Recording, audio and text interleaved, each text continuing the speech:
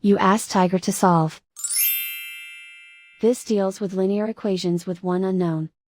The final result is x equals 9/4. Let's solve it step by step. Isolate the x. Multiply both sides by 2x. Expand the parentheses.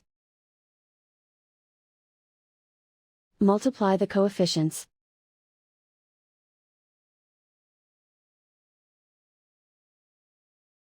Simplify the arithmetic. Multiply the coefficients. Simplify the arithmetic. Swap sides. Isolate the x.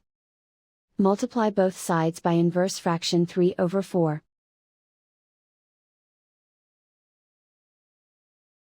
Group like terms. Multiply the coefficients. Simplify the fraction. Multiply the fractions. Simplify the arithmetic. And so the final result is x equals 9/4.